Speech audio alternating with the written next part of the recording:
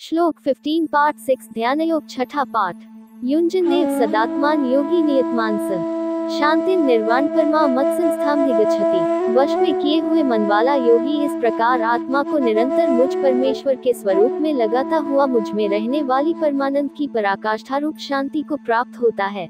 15 व्याख्या। इस श्लोक में ध्यान योगी के उस स्थिति का वर्णन किया गया है जब वह अपनी आत्मा को स्थिरता और शांति के साथ ध्यान में लगाता है। यहाँ सदात्मान का अर्थ है आत्मा की स्थिरता और शांति को हमेशा बनाए रखना। एक योगी जो निरंतर ध्यान करता है और जिसका मन पूरी तरह से नियंत्रित और स्थिर होता है, वह मन की गहराइयों में जाकर आत्मा की वास्तविकता को पहचानता है।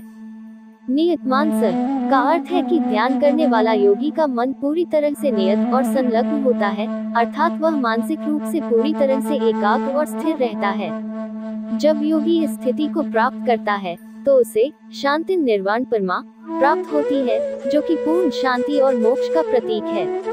ये शांति उस परिपूर्णता की ओर ले जाती है जहां योगी स्वयं को ईश्वर के साथ एकत्व की स्थिति में अनुभव करता है और सभी सांसारिक बंधनों से मुक्त हो जाता है। सार्थक। इस श्लोक में ये कहा गया है कि निरंतर और स्थिर ध्यान से और आत्मा में एकाग्रता से एक योगी परम शांति और निर्वाण की अवस्था को प्राप्त करता है। श्लोक 16 पाठ 6 ध्यान योग छठा पाठ। नात्यश्नतस्तु न चैकान्तमश्नतः न चाति स्वप्नशीलस्य जागृतो नैव चार्जुन। हे अर्जुन, यह योग न तो बहुत खाने वाले का, न बिल्कुल न खाने वाले का, न बहुत शयन करने के स्वभाव वाले का और न सदा जागने वाले का ही सिद्ध होता है।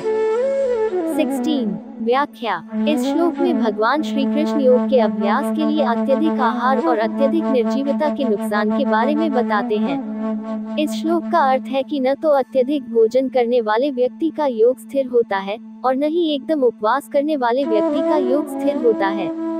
इसी प्रकार जो व्यक्ति अत्यधिक सोता है या बहुत कम सोता है, उसके योग की साधना भी ठीक से नहीं हो पाती। इस प्रकार योग की साधना के लिए संतुलित आहार और नींद की आवश्यकता होती है।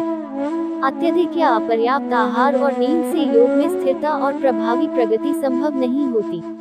योग के माध्यम से शारीरिक और मानसिक संतुलन प्राप्त करना आवश्यक है, जिससे आत्मा और शरीर दोनों में संतुलन बनाए रखा जा सके।